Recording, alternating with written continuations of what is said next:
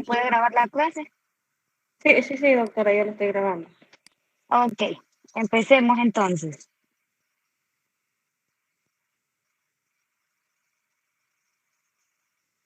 La clase del día de ahora prácticamente se centra en tres familias, por decirlo así, aunque no son familias específicamente, sino que prácticamente son como tres problemas que normalmente encontramos en las enfermedades respiratorias. Vamos a hablar de los antitusígenos, de los mucolíticos y los expectorantes. Como generalidad, podemos mencionar que los antitusígenos van a ser aquellos fármacos que tienen la capacidad de suprimir la tos. Recuerden que la tos, así como puede ser un síntoma, un signo, también es una respuesta del organismo que puede ser incluso en modo de defensa del árbol respiratorio, ya sea que se encuentre algún cuerpo extraño o que pueda haber incluso una excesiva acumulación de moco en las vías respiratorias, ¿verdad? Entonces, a la hora de administrar fármacos antitusígenos, hay que tener como bastante cuidado o saber contra qué enfermedad o en qué momento vamos a dar los antitusígenos. Al hablar de mucolíticos, prácticamente vamos a mencionar aquellos fármacos que tienen la capacidad de reducir la viscosidad del esputo o del moco producido dentro de las vías respiratorias. Y al hablar de expectorantes, pues vamos a mencionar que son todos aquellos medicamentos orales que en teoría tienen la capacidad de aumentar o de mejorar la eliminación del moco en aquellos pacientes que tienen enfermedades respiratorias. Estos tres grupos de fármacos son de venta libre en las farmacias y por lo tanto hay que tener en cuenta que cuando un paciente llega a su consultorio con gripe, tos, fiebre, lo más probable es que los padres de familia ya hayan administrado cualquiera de los medicamentos que vamos a mencionar en esta clase, ¿verdad? Son prácticamente de los fármacos que más se venden en nuestro medio, sin receta médica, pero que solo por eso no quiere decir también que no puedan llegar a tener ciertos efectos secundarios, ¿verdad? Entonces hay que tener bastante cuidado con respecto al uso de estos fármacos. Siguiente. Ok. Como introducción, vamos a mencionar de que la tos o las enfermedades respiratorias en sí son el principal motivo de las consultas en el primer nivel de salud. Por lo tanto, estos fármacos prácticamente ustedes tienen que tenerlos ahí a la mano, saber cómo funcionan, para qué son, cuándo se pueden administrar, las dosis que pueden administrar. Si bien es cierto, en el sistema de salud normalmente para la gripe solamente hay acetaminofén y clorfeniramina en algunos casos. Pero también es importante que ustedes sepan de que pueden utilizar cualquier tipo de estos medicamentos. Son los medicamentos de uso más común en nuestro medio, ya les había mencionado, y observaremos el control farmacológico de la tos y de las secreciones bronquiales. Ojo, el control farmacológico de la tos debe ser cuando necesitemos contrarrestar la tos. Siguiente. Siguiente. Ok. Los antitusígenos, vamos a mencionar, bueno, como ya les había mencionado, son aquellos que tienen la capacidad de poder disminuir el acto reflejo de la tos, ¿verdad? Los antitusígenos pueden actuar tanto a nivel central como a nivel periférico sobre el reflejo de la tos. o incluso hay ciertos fármacos que pueden tener combinación de ambos parámetros. Normalmente, los que actúan a nivel central incrementan prácticamente el umbral de excitación dentro del centro de la tos. Está situado en el centro vulvar, en la médula espinal. En cambio, los que actúan a nivel periférico van a disminuir la sensibilidad de las terminaciones nerviosas bronquiales y por lo tanto van a elevar el umbral de los receptores periféricos. Prácticamente sabemos que la tos van a iniciar como un mecanismo fisiológico, ya que tiene el reflejo protector y que al final lo que intenta hacer el organismo es limpiar las vías aéreas, ya sea de moco, si hay producción de moco, si hay irritantes o ciertas partículas, si hay cuerpos extraños, cualquier cosa que obstruya las vías respiratorias.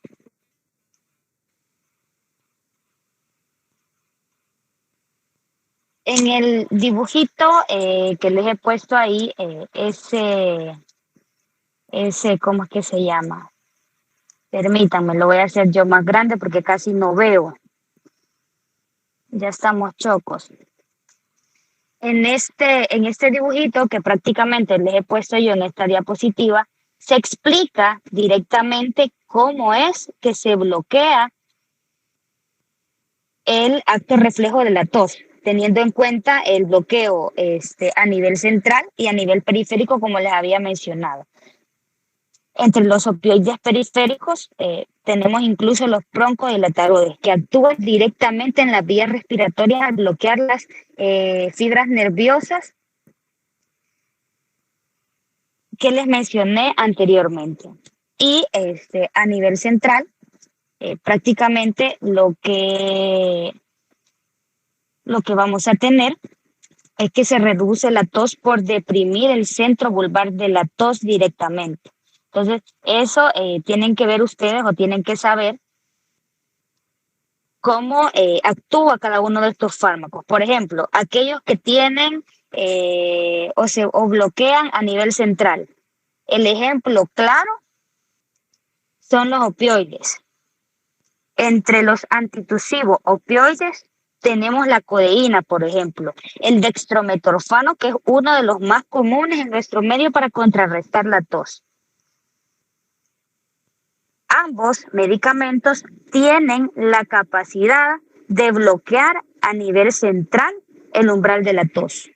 Y si ustedes se fijan, cabal tiene como hay un cuadrito rosadito que dice opioides, luego estos actúan a nivel del centro de la tos en el tronco encefálico y inhiben toda la activación de los músculos respiratorios, respiratorios, para que no se pueda producir la tos.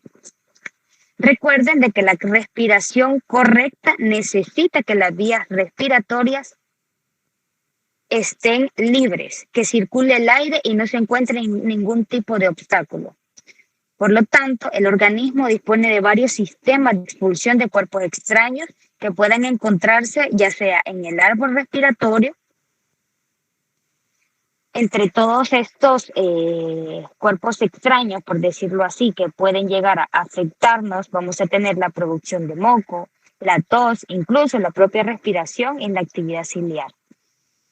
Como ya les había mencionado, la tos ayuda a mantener las vías respiratorias permeables y preserva el intercambio gaseoso. Y es por esto que les mencionaba de que hay que saber cuándo vamos a bloquear el reflejo de la tos, ya que este facilita el aclaramiento tanto de patógenos inhalados, alergenos, irritantes, materias, partículas, cuerpos extraños, etcétera, ¿verdad? Entonces hay que tener cuidado a la hora de administrar un fármaco antitusivo, porque probablemente necesitemos de las dos para eliminar todos estos cuerpos extraños.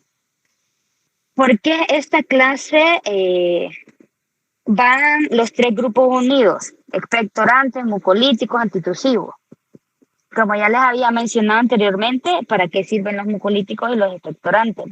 Normalmente cuando hay una hiperreactividad bronquial, ya sea por cualquier enfermedad que nos produzca alteraciones a nivel respiratorio, tiende a haber producción de moco.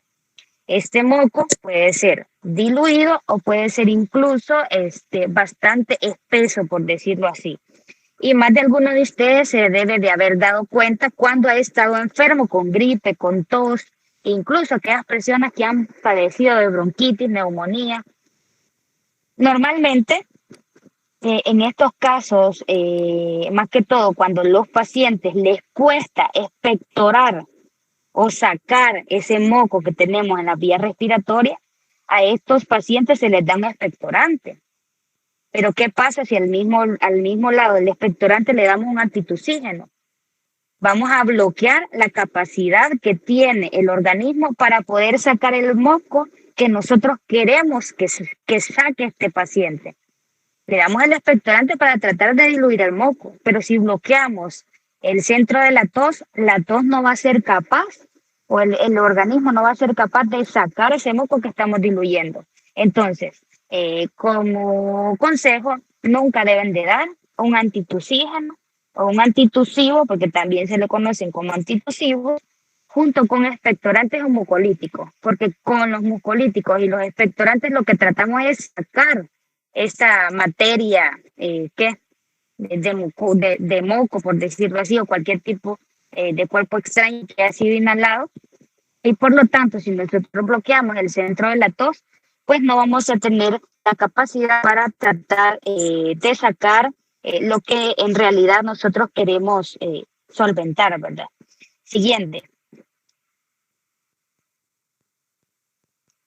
Ok. Al hablar de antitusígenos, ya lo habíamos mencionado, la tos es uno de los síntomas más comunes de las enfermedades respiratorias, es un reflejo de defensa y su supresión, como ya les mencionaba, puede ser inapropiada en infecciones bacterianas pulmonares. Al final lo que queremos es sacar todo eso, no reprimirlo. Entonces hay que tener bastante cuidado a la hora de saber administrar los antitusígenos. Los fármacos antitusígenos son aquellos que tienen la capacidad de reducir no solo la intensidad de la tos, sino que también la frecuencia. Creo que a esto se le suma todo lo que hasta el momento hemos estado hablando. Siguiente.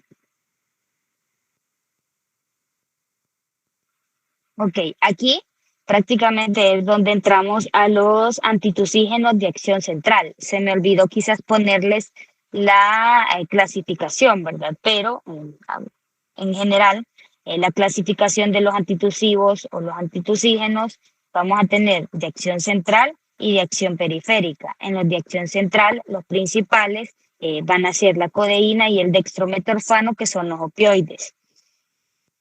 Con respecto a la familia de los opioides, o en este caso de los de acción central, vamos a mencionar de que tienen un mecanismo de acción central sobre los receptores opioides MOR.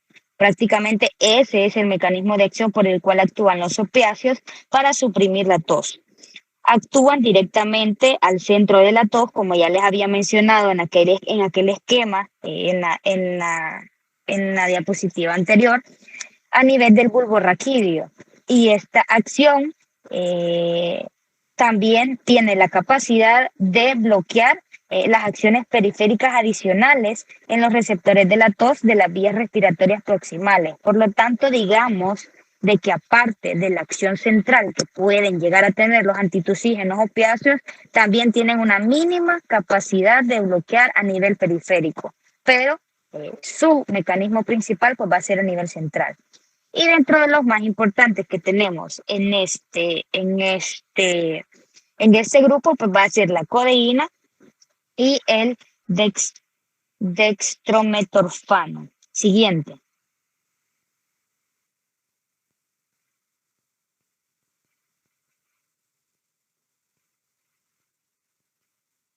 Ok, la codeína o metilmorfina es el fármaco antitusígeno más utilizado y por lo tanto su efectividad sirve de referencia incluso para nuevos fármacos. Es considerada prácticamente como el antitusígeno de referencia, ya que es un derivado de la morfina. Es más, incluso la codeína es considerado un metabolito activo de la codeína. Sí, eso tienen que tenerlo en cuenta, ¿verdad? Ya que es el responsable del efecto analgésico de la morfina. La codeína, por ser un metabolito activo la codeína, por ser un metabolito activo de la morfina, vamos a decir que es el encargado del efecto analgésico que produce la droga morfina en general. La elección de la codeína se debe prácticamente a que las dosis eficaces están bastante alejadas, por decirlo así, de poder producir el efecto de dependencia que produce la morfina, que quiere decir que para que la codeína nos pueda servir como un antitusígeno, necesitamos de dosis bastante pequeñas, tanto que no tenemos que tener, por decirlo así, no tenemos que tener como el miedo de que al ingerir aquellos fármacos, aquellos jarabes, porque la mayoría de estos fármacos viene junto con jarabes, nos vaya a producir dependencia en el niño o en el adulto, ya que la cantidad es tan mínima pues que no tiene la capacidad de poder producirnos ese efecto secundario, por decirlo así. Es un potente antitusígeno, es un compuesto que se asimila en el hígado, se metaboliza el mismo prácticamente en morfina. Es mucho menos efectivo y potente como analgésico y sedante que la morfina, es lo que les mencionaba, o sea, poca cantidad es necesario para el efecto antitusígeno. Siguiente.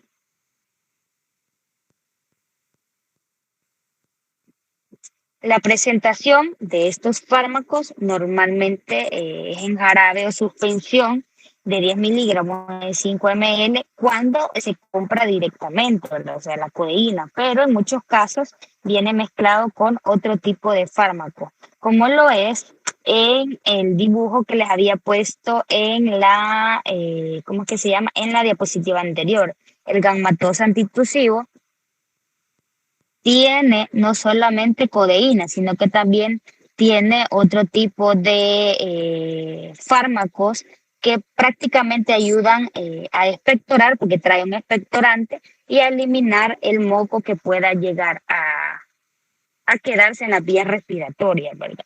Entonces pueden comprarlo directamente como codeína y también pues puede venir en conjunto con otro tipo de fármacos. También lo encontramos en comprimidos de 30 miligramos. La dosis en adultos puede ser de 10 a 20 miligramos cada 4 a 6 horas al día, con una dosis máxima de 120 miligramos al día. Dosis pediátricas no hay porque no se debe administrar en niños menores de 12 años. Ojo, ya que esto puede llegar a producirnos una depresión del sistema respiratorio.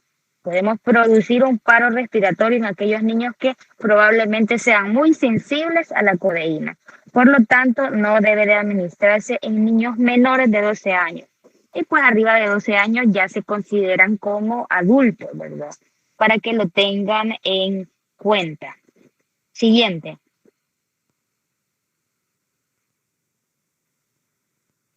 Entre los efectos adversos puede generar dependencia, al igual que la morfina, si utilizamos dosis altas.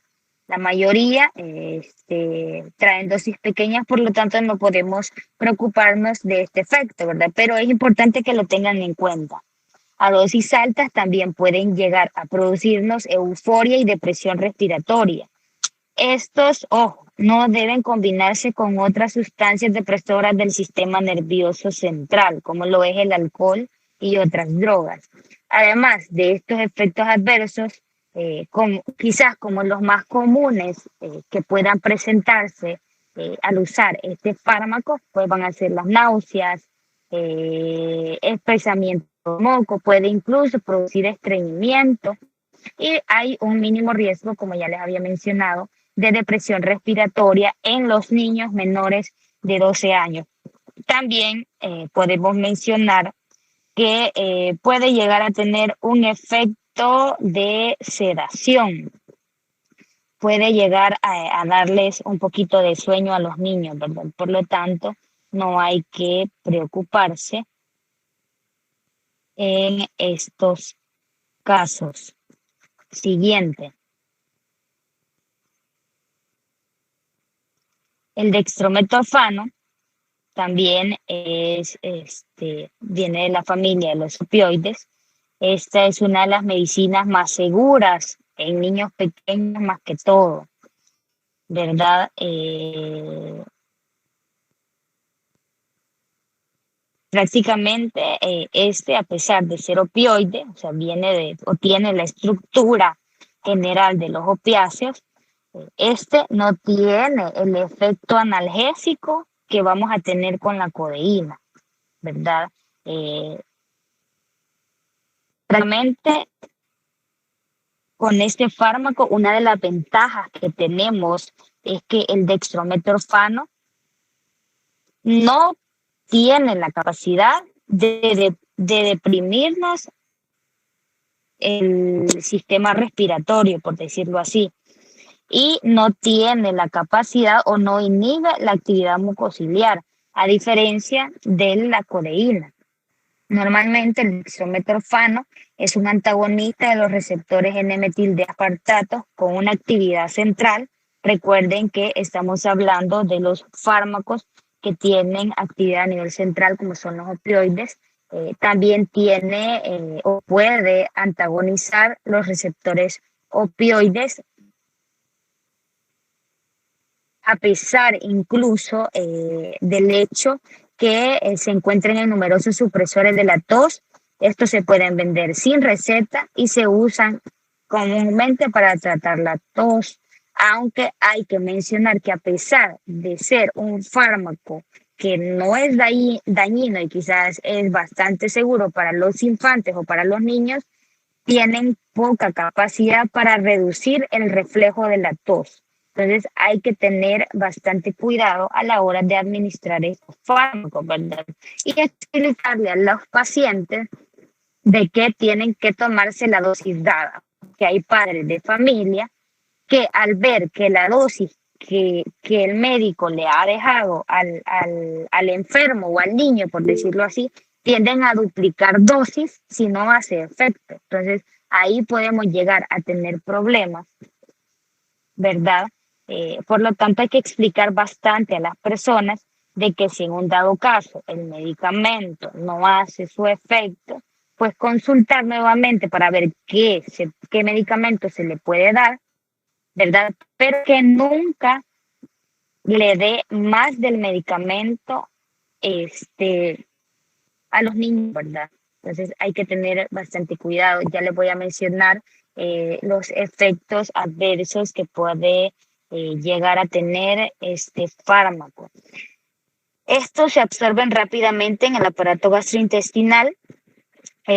Sus efectos normalmente se manifiestan entre 15 a 30 minutos después de ser administrados y tienen una duración de efecto de más o menos 6 horas. Y esta se elimina directamente por la orina. Siguiente.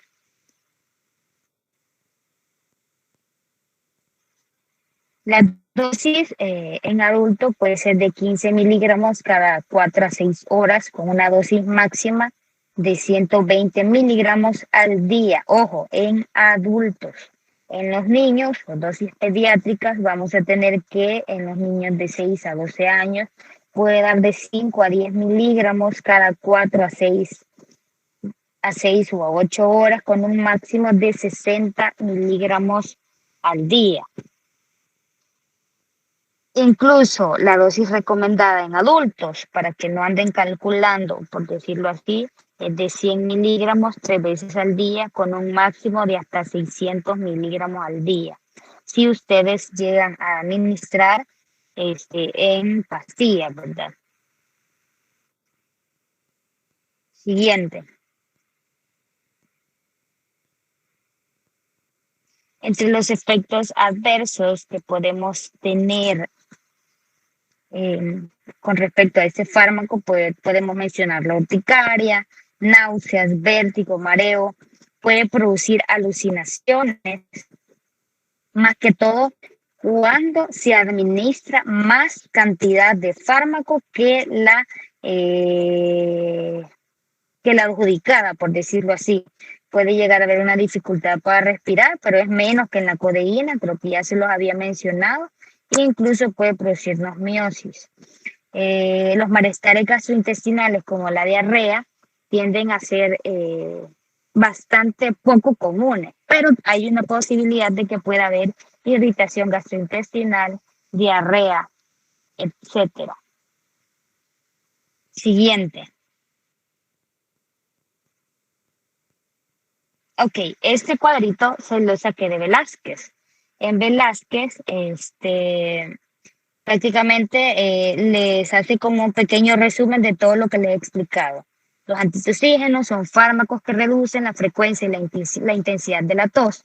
Se clasifican por su sitio de acción en centrales y periféricos y por su estructura química en opiáceos y no opiáceos. La codeína es el antitussígeno de referencia, tiene actividad analgésica y depresora respiratoria.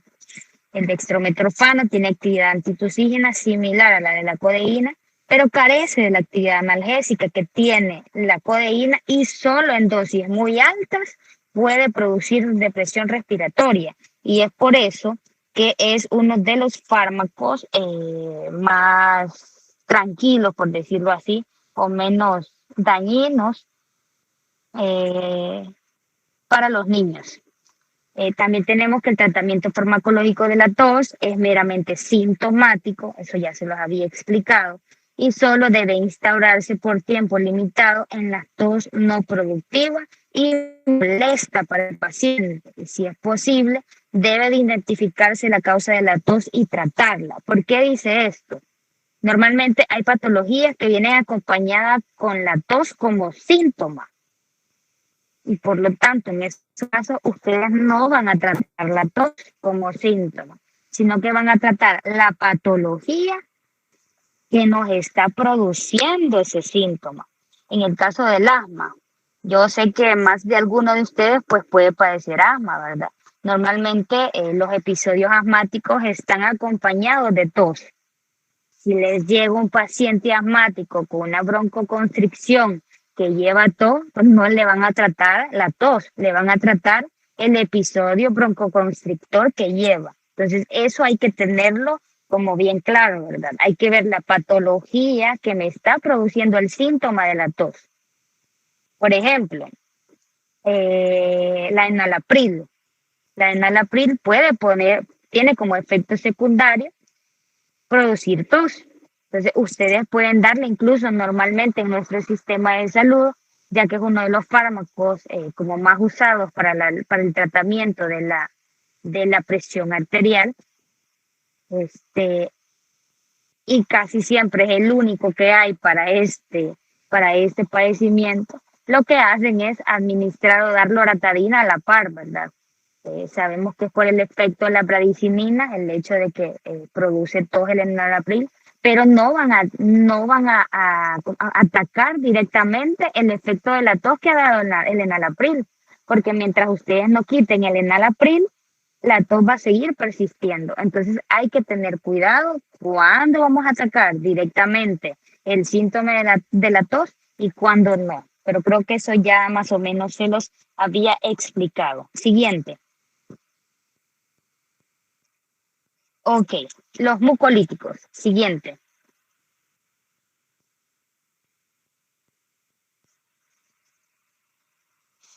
Ok, entre los mucolíticos, como ya les había mencionado, los mucolíticos van a ser aquellos agentes o aquellos fármacos que tienen la capacidad de reducir la viscosidad del esputo o del moco dentro de las vías respiratorias. Estos fármacos incluso pueden llegar a actuar como o tienen también, por decirlo así, un efecto antioxidante y pueden incluso reducir la inflamación de las vías respiratorias. Entonces, hay que tener en cuenta prácticamente en qué se basan, por decirlo así, estos, estos, estos fármacos, ¿verdad? Normalmente los mucolíticos vamos a mencionar de que las células secretoras de mocos o las células caliciformes, las células de la mucosa, van a tener como función la protección de la mucosa traqueobronquial frente a agresiones físicas, químicas o biológicas. Es por eso que se produce el moco. Este moco de las vías respiratorias aparece mayoritariamente en el producto de dos genes de mucina, que son la MUC5AC y la MUC5B. ¿Qué quiere decir? Que estos dos genes van a ser como los más involucrados en la producción del moco de las vías respiratorias para que las células sean capaces de secretar este moco y de esa forma producir o proteger la mucosa traqueobronquial frente a cualquier tipo de alteraciones. Siguiente. Ok, como les había mencionado, los mucolíticos tienen la capacidad de reducir la viscosidad del esputo in vitro. Hay ciertos grupos de fármacos que podemos encontrar en esta familia o en este grupo, que son, por ejemplo, los derivados de la cisteína, que reducen los enlaces disulfuros que unen las glucoproteínas a otras proteínas como la albúmina y la IgA secretora,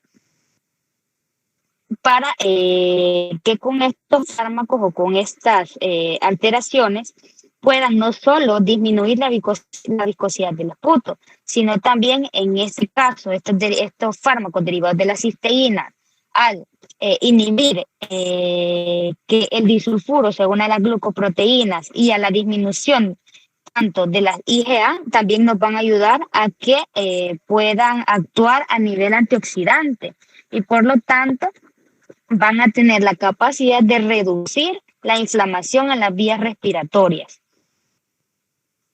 Al hablar de este grupo, como por ejemplo, podemos mencionar la carbocisteína, la metilcisteína, la endorsteína, la bronexina. En nuestro medio, los más comunes son la carbocisteína y la bronexina. Van a haber muchos fármacos, muchas medicinas que ustedes van a ver el botecito, que van a traer este tipo de medicamentos, ¿verdad? Normalmente estos fármacos son bien tolerados por vía oral.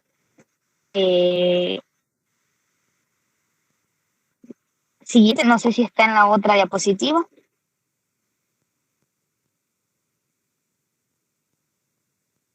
No, creo que ahí va. Vamos a seguir hablando en general, antes de irnos uno a uno. Normalmente estos fármacos son administrados por vía oral, son bastante bien tolerados. Incluso hay ciertos estudios clínicos que mencionan que pueden ser bastante productivos o bastante buenos administrarlos en aquellos pacientes que tienen bronquitis crónica, asma, bronquiectasia, etcétera. Hay muchos estudios que prácticamente muestran que incluso pueden ayudar a prevenir ¿cómo que se llama? Los efectos que puedan tener aquellos pacientes que ya tienen enfermedades pulmonares obstructivas crónicas. Al usar estos fármacos, podemos prevenir que se exacerbe en sí el cuadro clínico de estos pacientes. Normalmente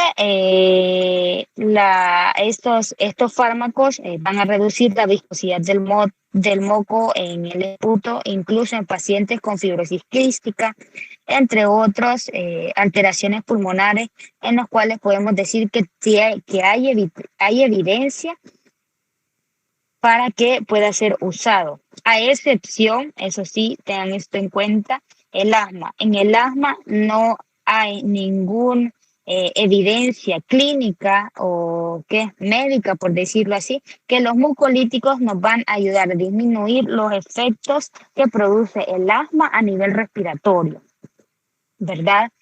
Quiero ver qué más, si se me olvida en general.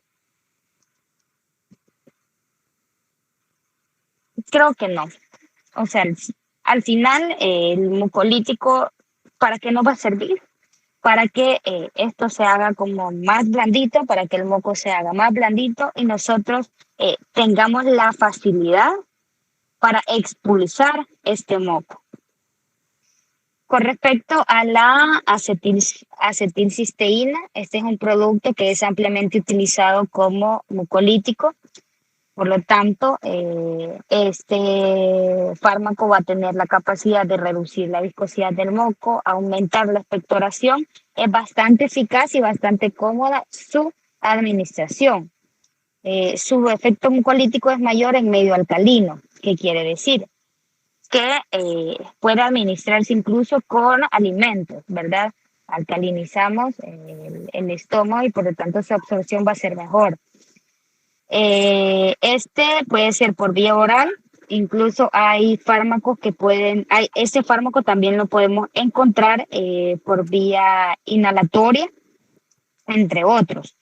En adultos y niños mayores de 7 años vamos a tener una dosis de 200 miligramos cada 8 horas o 600 miligramos cada 24 horas. Y en niños de 2 a 7 años, 5 ml vía oral cada 8 horas, ¿verdad? No se deben utilizar estos fármacos en aquellas pacientes embarazadas ni en la lactancia, que quiere decir no niños abajo de 2 años, ¿verdad? Y también podemos mencionar que este fármaco está contraindicado cuando el paciente padece de úlcera gastroduodenal. Entonces hay que estar bastante pendiente de los efectos o de las patologías previas a la enfermedad de estos pacientes. Siguiente.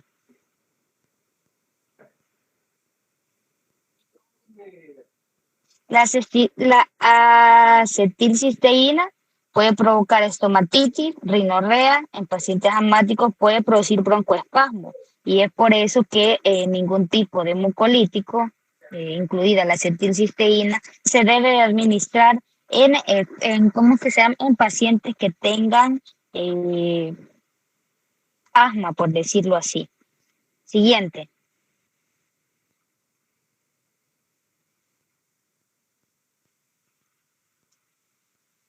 Ok,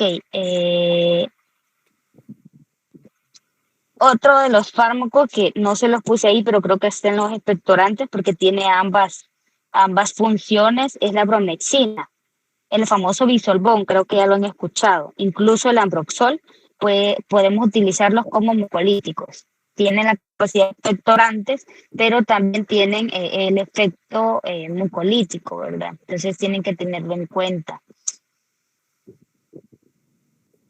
Vamos a ver, con los expectorantes, como ya lo habíamos mencionado, los expectorantes son medicamentos orales que en teoría mejoran la eliminación del moco. Estos fármacos incrementan la secreción por una acción directa sobre la mucosa bronquial. Uno de los fármacos como más conocidos dentro de este grupo es la guaifenesin. Es un éter glicérico de guayacol. En pacientes a los que estos fármacos se dejan aquellos pacientes en los que se les es difícil eliminar el moco con hidratación adecuada, incluso con inhalaciones de vapor, es bastante beneficiosa. Ojo, antes de administrar fármacos, saben de que para poder expectorar hay otro tipo de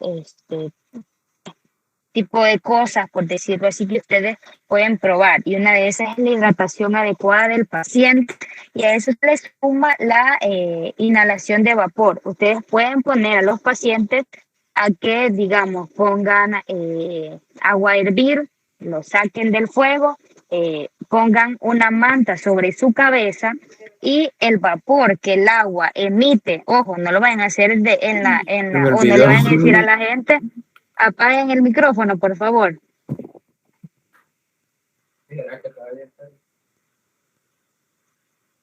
Ok, no le vayan a decir a las personas que en la cocina, cuando esté hirviendo el agua, pongan la cara, ¿verdad? No, lo apagan, sacan la ollita con agua del fuego, se pueden sentar en una silla, poner esa ollita con agua en una mesa, se pone la toalla sobre la cabeza a modo de ¿cómo que se llama? De respirar ese vapor que emite el agua. Eso también ayuda a que los pacientes puedan expectorar, de verdad.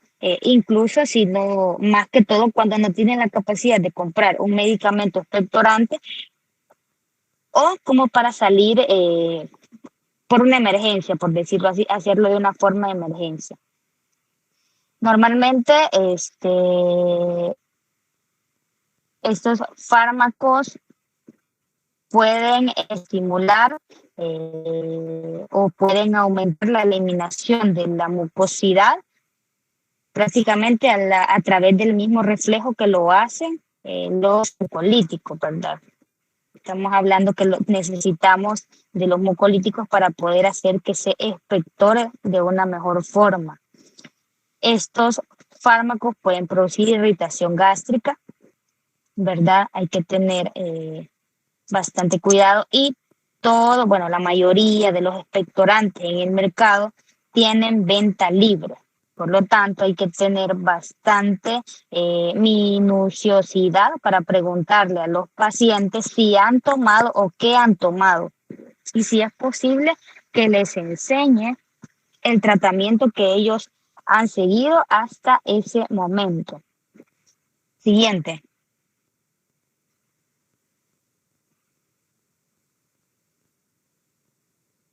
Permítanme, voy a tomar agüita.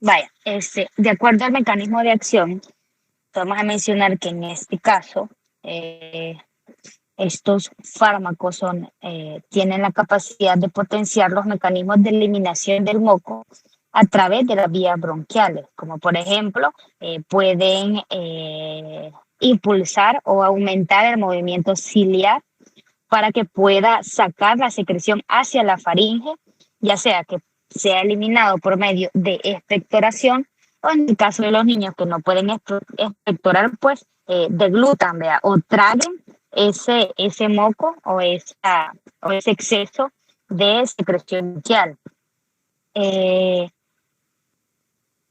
Prácticamente en estos casos puede haber una irritación de la mucosa gástrica, estimulando el nervio vago y por acción refleja puede incluso producir aumento de las secreciones o líquidos del tracto respiratorio.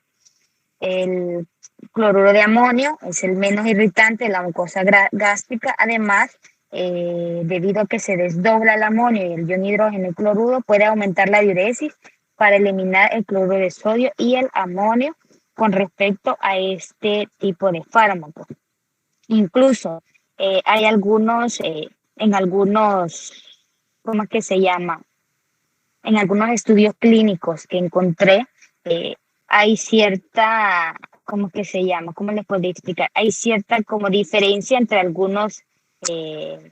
algunos estudios clínicos que incluso dicen que más que todo para que con base científica se apoye la prescripción de estos fármacos, tiene que ser junto con la hidratación para tratar los síndromes clínicos que puedan percutir a que el esputo se produzca de una forma normal. O sea, hay que tener cuidado con eso también. Si el paciente tiene una enfermedad que prácticamente le está produciendo esputo y no puede eliminarse, hay que tener cuidado porque también de nada va a servir que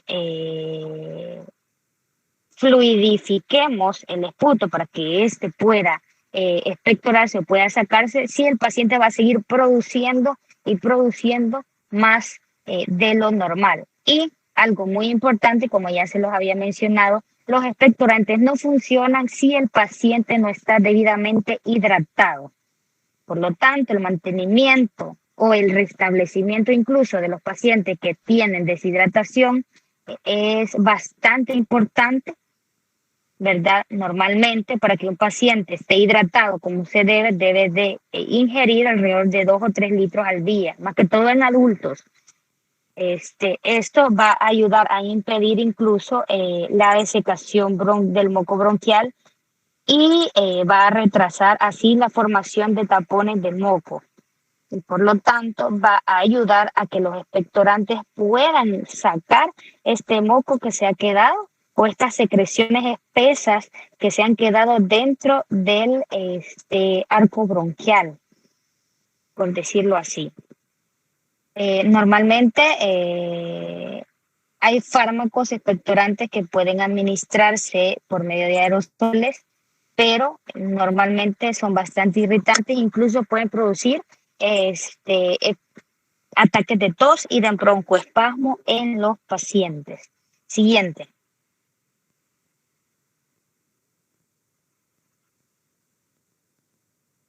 Ok. Antes de explicarles directamente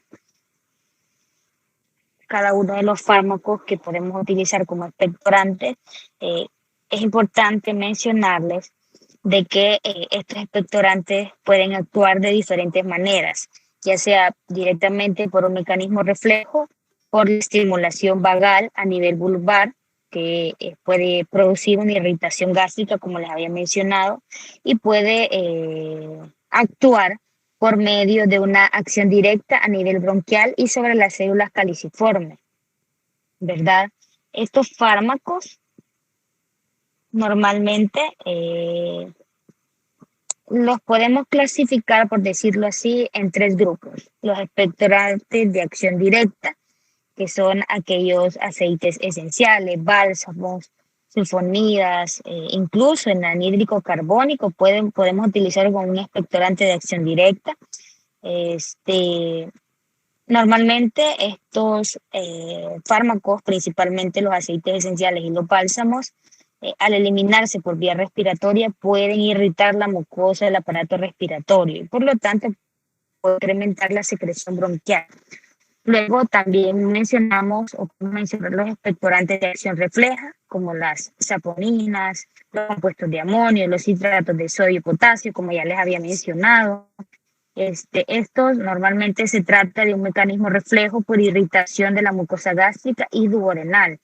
Y también hay expectorantes de acción mixta, como lo son los derivados yodados, ¿verdad? Pero en este caso los derivados yodados no se utilizan como expectorantes. Sí existen, sí se pueden utilizar o tienen la capacidad para poder utilizarse como expectorante, pero digamos que no es una acción clínica que deba de usarse de esa forma. Ok, al hablar sobre la guaifenesina o el glicerilo de guayacol, o incluso hay en algunos lugares que se conoce como guayacolato de glicerilo.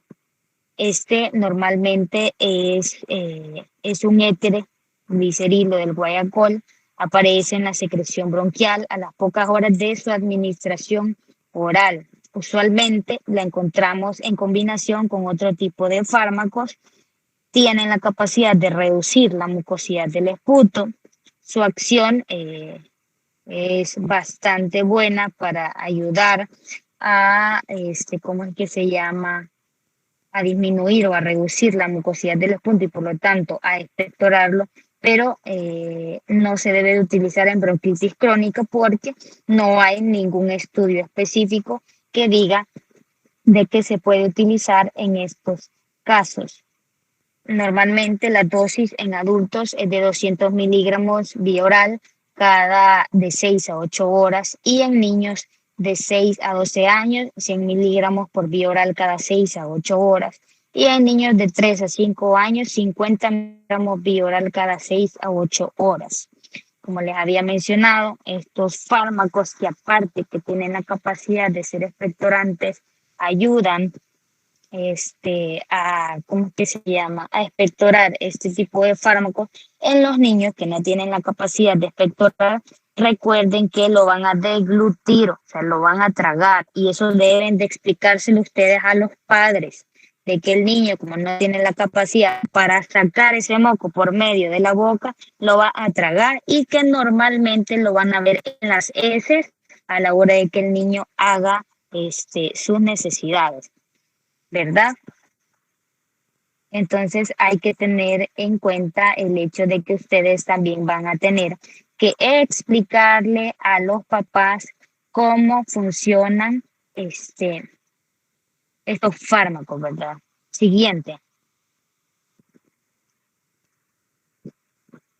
Entre los expectorantes de acción directa, como ya les había mencionado, tenemos los aceites, las esencias de aceite, como lo es la esencia de trementina, de eucalipto, de agujas de pino, etcétera. Bálsamos como el bálsamo del tolu, compuestos semisintéticos como la bronexina y bronexona, que puede venir de 160 miligramos a 80 miligramos. El jarabe, como les había mencionado, la bromexina no solo tiene la capacidad de expectorar, sino que también tiene la capacidad de ser un mucolítico. Entonces, prácticamente este fármaco se puede utilizar para las dos cosas, por decirlo así. Siguiente.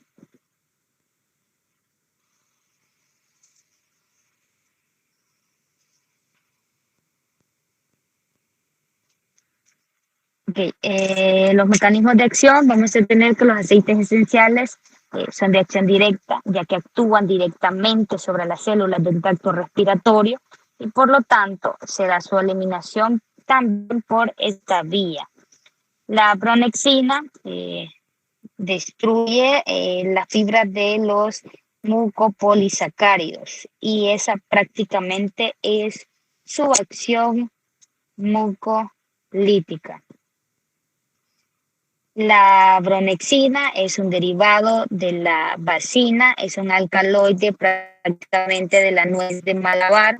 Es empleada más que todo en medicina popular, ¿cómo que se llama? A nivel de China. Prácticamente tiene propiedades mucocinéticas, ya que altera la trama fibrilar de los mucopolisacáridos, como ya les había mencionado, y también tiene incluso ciertas propiedades como antitubérculo y estimulante del centro respiratorio. Como ya les había mencionado, este fármaco lo podemos utilizar tanto como mucolítico, expectorante, y en algunos casos como antitusígeno, ¿verdad? Pero es menos el efecto que tiene a este nivel. Siguiente. Entre los toxicidades, los efectos adversos que tienen los aceites esenciales, vamos a mencionar que a dosis elevadas nos pueden provocar náuseas, vómitos, diarrea, albuminuria, hematuria, excitación psíquica, delirios, convulsiones, coma e incluso la muerte. Por lo tanto, hay que tener cuidado con el uso de estos fármacos, más que todo en los niños menores de 2 años. No debe utilizarse. Y la bronexina puede producir ardor, el epigastrio, náuseas, mareo y sudoración, entre otras cosas, pero las más comunes pues son estas, ¿verdad? Siguiente.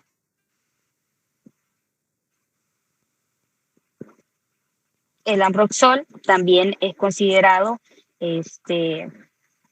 ¿cómo es que se llama? Es considerado un expectorante, también tiene actividad mucolítica. El Ambroxol es el metabolito activo de la bronexina, tiene una mayor potencia que la bronexina. Este fármaco es bastante activo para todas las vías, tiene actividad de tipo mucocinética, ya que actúa directamente sobre la secreción, el transporte y su transporte por las vías respiratorias.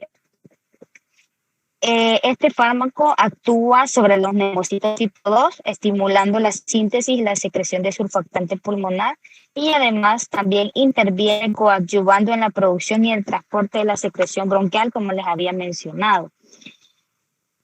Este fármaco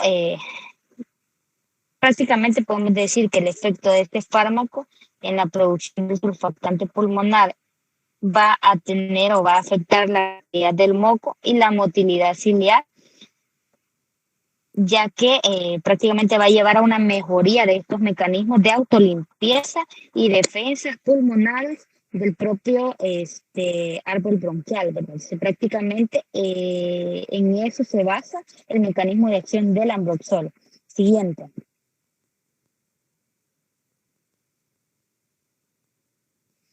Normalmente encontramos jarabe de adulto de 30 miligramos a 5 ml y el jarabe pediátrico de 15 miligramos a 5 ml. La dosis puede ser en niños menores de 6 años de 0.5 miligramos por kilogramo día y de 6 a 12 años de 15 a 30 miligramos al día. En adultos podemos administrar 45 a 90 miligramos al día vía oral cada 6 a 8 horas. Ojo, estos fármacos, bueno, en teoría ninguno de estos fármacos debe administrarse a los niños menores de 2 años por los efectos secundarios que tienen este tipo de medicamentos. Siguiente.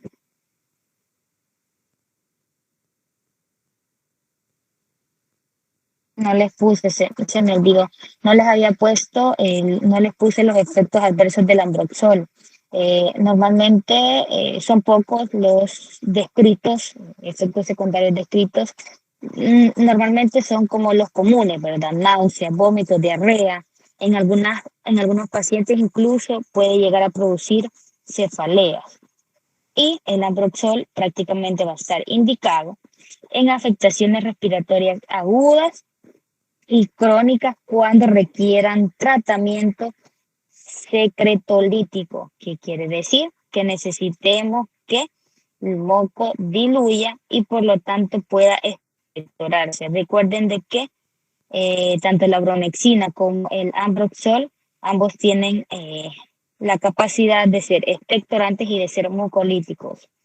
Por lo tanto, podemos utilizarlo en la bronquitis aguda, en la bronquitis crónica, etcétera. La bromexina, creo que ya les había mencionado específicamente cuál es su mecanismo de acción. Se conoce como clorhidrato de bromexina, tableta en tabletas de 8 miligramos y también jarabe de 8 miligramos en 5 ml. La dosis usual es de 8 miligramos por vez al día.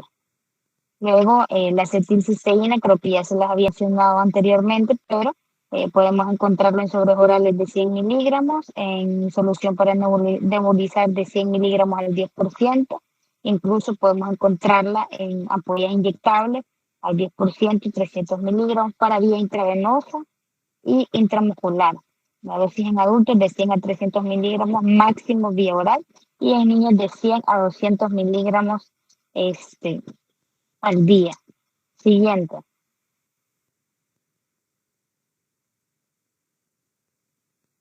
Ok, creo que como que generalidades prácticamente hemos llegado al final de la clase. Traté de hacérsela lo más entendible y corta posible. Como les menciono, no hay libros de texto prácticamente en Capsum. No hay un capítulo que hable directamente sobre esto. En Goodman se incluye en la sección de inflamación, inmunomodulación y hematopoiesis, creo, pero el importe lo que hay, quizás es una página. Entonces traté mejor de sacárselos de ciertos estudios que yo encontré que pueden ser bastante importantes a la hora de poder hablar sobre este tema. Y algo que sí me gustaría agregárselos y es que recuerden que ustedes, si bien es cierto, son médicos y van a tener la capacidad de administrar fármacos a los pacientes cuando lo necesiten, pero en este caso recuerden de que ustedes tienen la capacidad de poder decirle a los pacientes qué fármacos y qué no fármacos tomar, ¿verdad?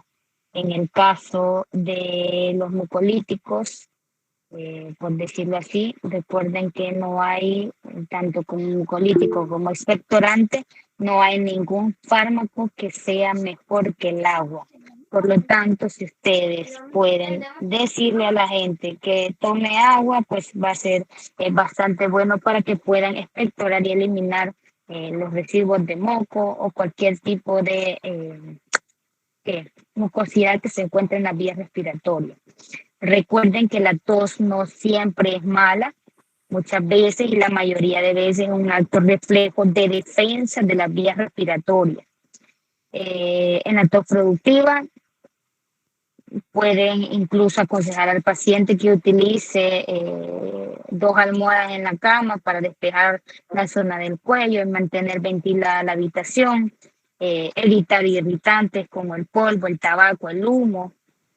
Incluso si la tos continúa durante más de 2 semanas, es importante de que también ustedes tengan en cuenta de que ese paciente pueda incluso llegar a tener tuberculosis. Entonces hay que aprendernos, bueno, más adelante lo van a conocer, pero hay que aprendernos la definición de un caso probable de tuberculosis para que también no vayamos a estar administrando tanto fármaco para contrarrestar una tos que no le hallamos de dónde viene y pues estemos frente a una tuberculosis y nosotros no lo hayamos visto, ¿verdad?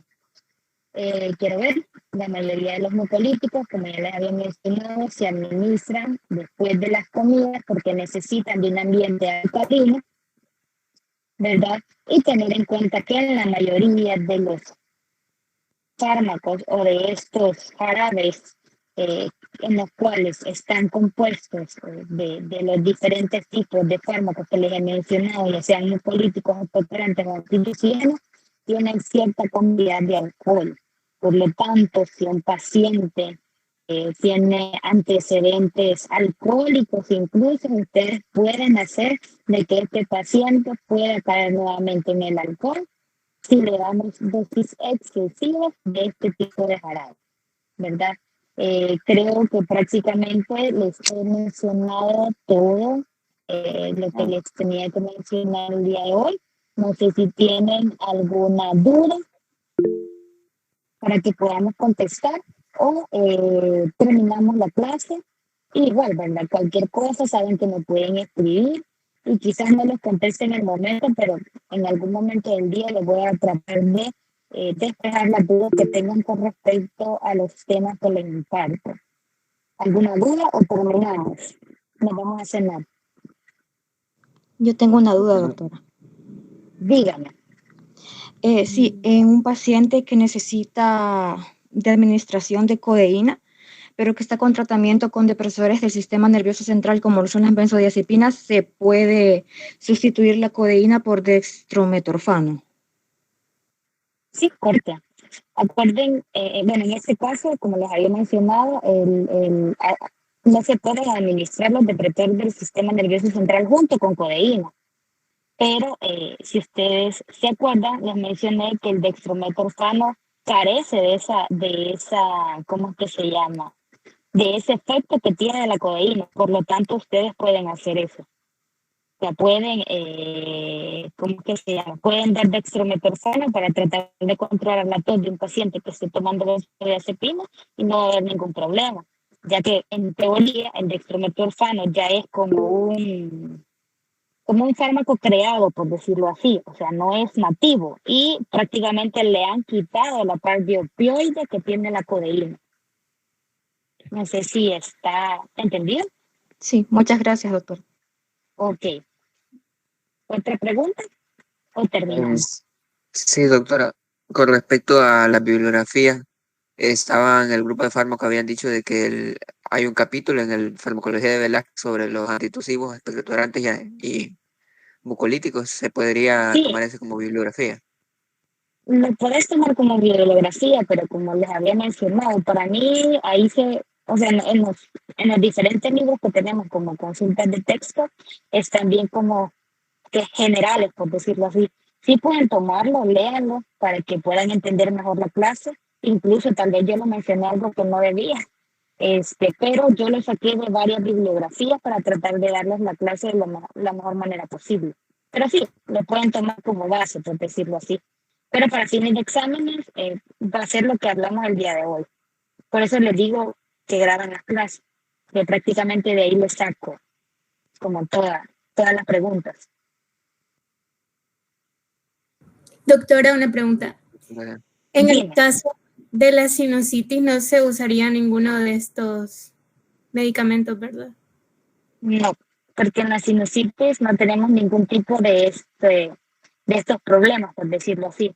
La sinusitis prácticamente es una inflamación de los cornetes, de las fosas nasales, entonces lo que necesitamos es despejar las vías nasales. O sea, normalmente estos fármacos no tienen como nada que ver con esa patología, ¿verdad?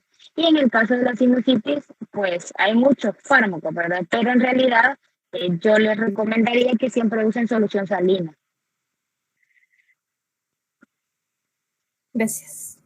Bueno, ¿otra pregunta?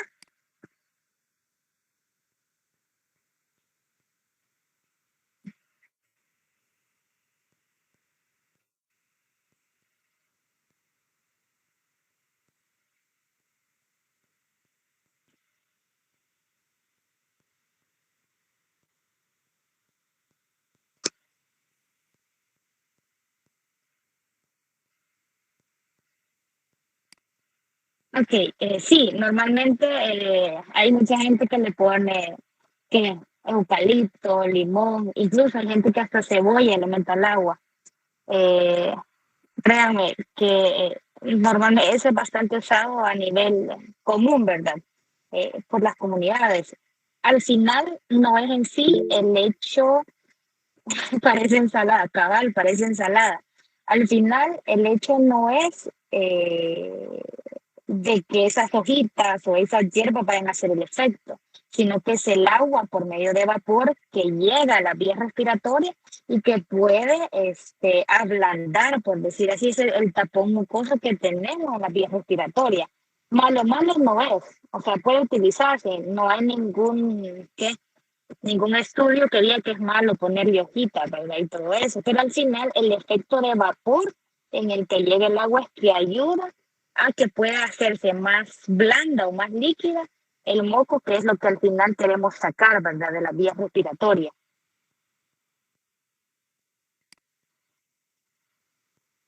Ok, ¿algo más?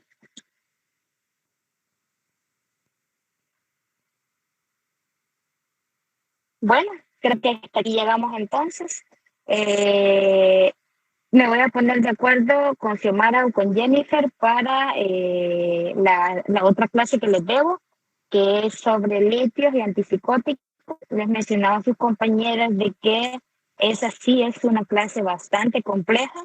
Es la primera vez que me toca darla, por lo tanto, créanme que me ha costado prepararla, incluso no la he terminado, por eso no se la di el día de hoy. Y no les quiero dar como algo malo, ¿verdad? Sino que algo que en realidad ustedes entiendan, comprendan. Por lo tanto, creo que esa clase la vamos a dejar para el día lunes. Me voy a comunicar con ustedes, no sé a qué hora van a tener libre. Yo me adecuo al horario de ustedes y pues nos ponemos de acuerdo para darles esa clase y ya estaría cumpliendo con mis 2 clases de este próximo examen. Así es que creo que hasta aquí llegamos. Pasen buenas noches, que disfruten sus alimentos, los que van a cenar. Cuídense y estudien, por favor, que han salido un poquito mal en los exámenes anteriores. Si es que pongámosle, todos tienen la capacidad de salir bien, solo hay que ser un poquito más aplicados. Nos vemos, cuídense, feliz noche.